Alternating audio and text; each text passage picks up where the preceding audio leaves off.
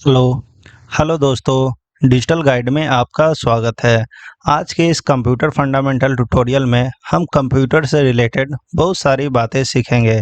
जैसे कंप्यूटर क्या है, यह किस प्रकार से काम करता है, इसमें कौन कौन से डिवाइस लगे हुए होते हैं, उन सभी डिवाइस का क्या क्या काम होता है और कंप्यूटर के क्या फुल फॉर्म है। वीडियो पर शुरू से अंत तक बने रहें ताकि कंप्यूटर के बारे में आप सारी बातें जान सकें। जब भी कंप्यूटर की बात आती है तो पहला सवाल आता है, कंप्यूटर क्या है? इसकी परिभाषा क्या है? कंप्यूटर को हिंदी में संगणक कहा जाता है। कंप्यूटर शब्द ग्रीक भाषा के कंप्यूट शब्द से लिया गया है, जिसका शाब्दिक अर्थ होता है गणना करना। आज से बहुत समय पहले जब कंप्यूटर का आविष्कार हुआ था, तो उस समय जो भी कंप्यूटर थे वो सारे के सारे सिर्फ कैलकुलेशन किया करते थे। लेकिन आज के समय में यह कैलकुलेशन के अलावा और भी बहुत सारे कामों को करता है। कंप्यूटर एक इलेक्ट्रॉनिक मशीन है जो दिए गए निर्देश या प्रोग्राम के अनुसार कार्य और गणना को करता है। यह हमारे डेटा को भी स्टोर करता है और अन्य मशीन को नियंत्रित भी करता है। आपने बहुत सारे फैक्ट्रियों में देखा होगा, वहाँ पर जितने भी मशीन लगे हुए होते हैं, उन सभी मशीनों को कंट्रोल हमारा यह कंप्यूटर ही करता है।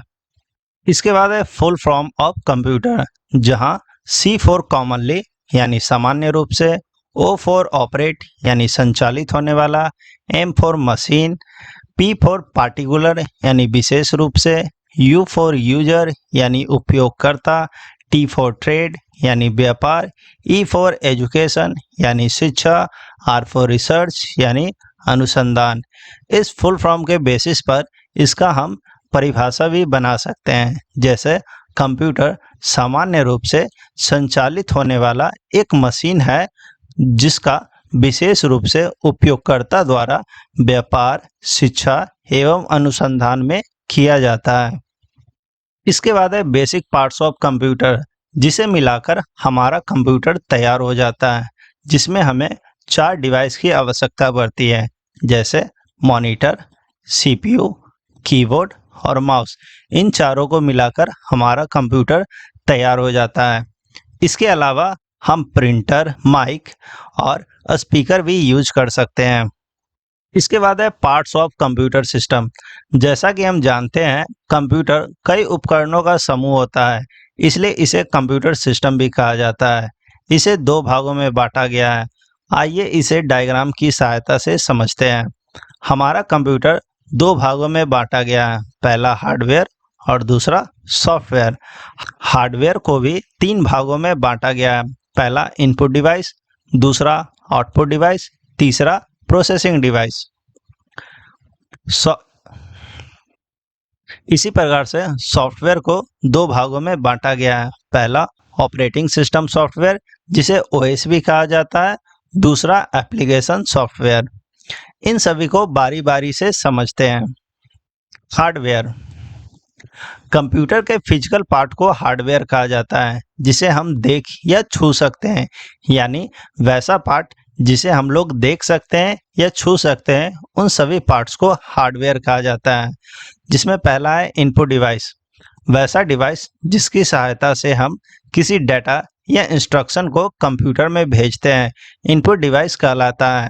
डेटा या इंस्ट्रक्शन में कोई वॉइस, कोई इमेज, कोई वीडियो या कोई क्लिप भी हो सकता है।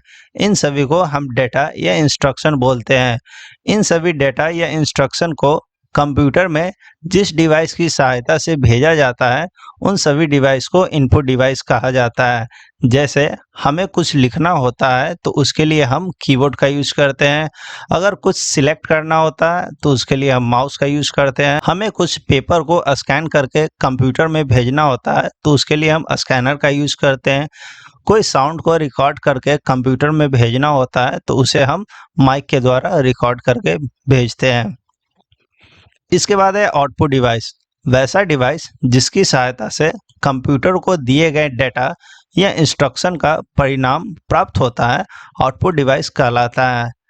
मीन्स जब हम कंप्यूटर को कोई डाटा भेजते हैं तो उसका प्रोसेस होकर जिस डिवाइस की सहायता से हमें रिजल्ट प्राप्त होता है उन सारे डिवाइस को हम आउटपुट डिवाइस कहते हैं। जैसे हम अपने डाटा को मॉनिटर के थ्रू देख सकते हैं, प्रिंटर के थ्रू देख सकते हैं, या कोई फोटो या वीडियो हो तो उसे हम प्रोजेक्टर के माध्यम से देख सकते हैं। इसके बाद है प्रोसेसिंग डिवाइस। कंप्यूटर का वह भाग जो हमारे द्वारा दिए गए इनपुट्स या डाटा को प्रोसेस करता है, प्रोसेसिंग डिवाइस कहलाता है। यानी जब हम कोई भी डाटा इनपुट डिवाइस के माध्यम से कंप्यूटर में भेजते हैं तो उसका प्रोसेस जो डिवाइस करता है उसे प्रोसेसिंग डिवाइस कहा जाता है। यह कंप्यूटर सिस्टम का सबसे प्रमुख भाग होता है। कंप्यूटर में प्रोसेसिंग डिवाइस के तौर पर सीपीयू, जिसका फुल फॉर्म है सेंट्रल प्रोसेसिंग यूनिट, का उपयोग किया जाता है।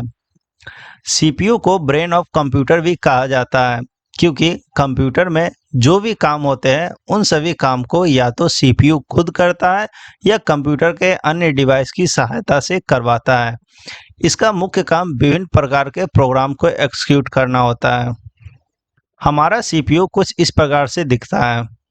इसके बाद है आईपीओ साइकिल। हमारा कंप्यूटर इसी आईपीओ साइकिल पर काम करता है। हम कोई भी डाटा इनपुट डिवाइस की सहायता से कंप्यूटर में भेजते हैं जहां इसका सीपीयू प्रोसेसिंग करता है और उसके बाद यह आउटपुट डिवाइस के माध्यम से हमें रिजल्ट प्रदान करता है। आइए इसे एग्जाम्पल के सहायता से समझते हैं। जब हम कीबोर्ड से 2+2 टाइप करते हैं तो यह सीपीयू के पास जाता है। यहाँ पर इसका प्रोसेसिंग होता है। प्रोसेस होने के बाद सीपीयू इसे आउटपुट डिवाइस के पास भेज देता है जहां हम इसे मॉनिटर की सहायता से देख सकते हैं।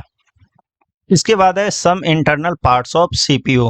ये हमारा सीपीयू का केस होता है जिसके अंदर में ये सारे के सारे डिवाइस लगे हुए होते हैं। सबसे फर्स्ट में है सिस्टम फैन, जिसका काम हमारे इस केस को ठंडा करना होता है। इसके बाद है पावर सप्लाई, जिसका नाम है एसएमपीएस, पूरा नाम स्विच मोड पावर सप्लाई। इसका काम हमारे सीपीयू के सभी भाग में पावर को सप्लाई करना होता है। इसके बाद है मदरबोर्ड या सर्किट बोर्ड। कंप्यूटर में जितने भी वायर लगे हुए होते हैं वो सारे के सारे इसी से अटैच होते हैं, इसी कारण से इसे मदरबोर्ड भी कहा जाता है। इसके बाद है प्रोसेसर, जिसे हम सीपीयू भी कहते हैं। ये है हमारा रैम। ये है हमारा ऑप्टिकल ड्राइव, जिसमें हम सीडी या डीवीडी कैसेट को रन कर सकते हैं। ये है हमारा हार्ड डिस्क, जहाँ हमारा सारा डाटा स्टोर होता है। ये है हीट सिंक, जो कि हमारे प्रोसेसर यानी सीपीयू को ठंडा करने का काम करता है। इन सभी इंटरनल पार्ट्स के बारे में विशेष रूप से दूसरे वीडियो में जानेंगे। इसके बाद है सीपीयू पार्ट्स। कंप्यूटर के सीपीयू को 3 भागों में बांटा गया है। पहला एएलयू, दूसरा सीयू और तीसरा एमयू। एएलयू यानी अर्थमेटिकल लॉजिकल यूनिट। कंप्यूटर में जितने भी मैथमेटिकल या लॉजिकल वर्क होते हैं उन सभी को कंट्रोल करने का काम एएलयू का ही होता है। इसके बाद है सीयू यानी कंट्रोल यूनिट। कंप्यूटर में जितने भी डिवाइस लगे हुए होते हैं उन सभी डिवाइस को कंट्रोल करने का काम सीयू का होता है। इसके बाद है एमयू यानी मेमोरी यूनिट। कंप्यूटर में जितने भी डाटा स्टोर होते हैं वो सारा का सारा एमयू में ही होता है। इसके बाद है block diagram of computer work. हमारा कंप्यूटर किस तरह से काम करता है, आइए इसे डायग्राम की सहायता से समझते हैं। जब हम कोई भी डाटा इनपुट यूनिट या इनपुट डिवाइस की सहायता से कंप्यूटर में भेजते हैं तो वह डाटा सीयू यानी कंट्रोल यूनिट के पास जाता है। वह कंट्रोल यूनिट एमयू यानी मेमोरी यूनिट के पास भेजता है। उसके बाद वही डाटा को एएलयू के पास भेजता है, जहां एएलयू इसे प्रोसेस करता है और प्रोसेस करने के बाद दोबारा सीयू के पास भेज देता है। सीयू इस डाटा को फिर से एमयू में जाकर स्टोर करता है और उसके बाद आउटपुट डिवाइस की सहायता से हमें रिजल्ट देता है। इस तरह से हमारा कंप्यूटर काम करता है। इसके बाद है मेमोरी यूनिट। मेमोरी को 2 भागों में बांटा गया है। पहला प्राइमरी मेमोरी, दूसरा सेकेंडरी मेमोरी। प्राइमरी मेमोरी को भी 2 भागों में बांटा गया है, एक है रैम और दूसरा रोम। रैम जिसका पूरा नाम है रैंडम एक्सेस मेमोरी, इसके नाम से ही इसका काम का पता चल जाता है। रैंडम एक्सेस मेमोरी यानी लगातार यूज में आने वाला मेमोरी। हमारा कंप्यूटर जैसे ही ऑन होता है, सिस्टम में इंस्टॉल सारे के सारे एप्लीकेशन ऑटोमेटिक रन करने लगते हैं। उन सभी एप्लीकेशन को रन करने के लिए एक स्पेस की आवश्यकता पड़ती है। रैम उस स्पेस को प्रदान करता है जहां पर हमारे सारे सॉफ्टवेयर रन करते हैं। जैसे ही हम कंप्यूटर को बंद करते हैं, ये सारे के सारे एप्लीकेशन फिर से अपने अपने जगह पर चले जाते हैं और हमारा रैम फिर से खाली हो जाता है। इसी कारण से इसे वोलाटाइल मेमोरी भी कहा जाता है। इसके बाद है रोम, यानी रीड ऑनली मेमोरी।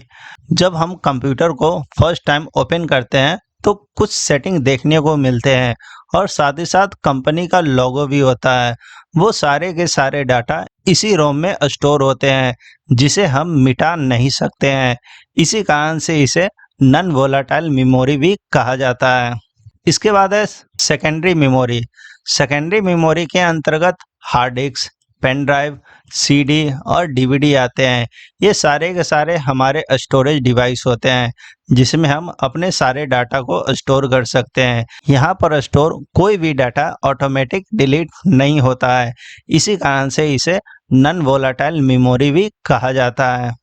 इसके बाद है यूनिट्स ऑफ मेमोरी।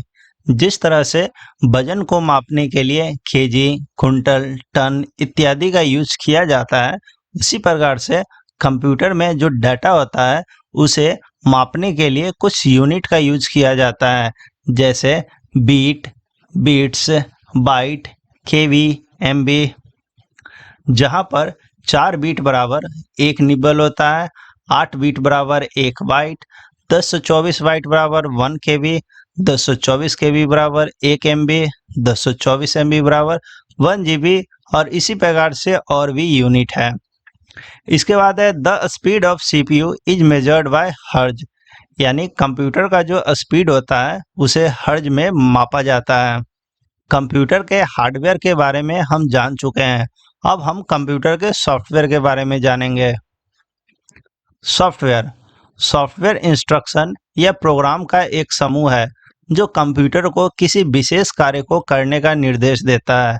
इसे 2 भागों में बांटा गया है। पहला, ऑपरेटिंग सिस्टम सॉफ्टवेयर, जिसे शॉर्ट में ओएस भी कहा जाता है।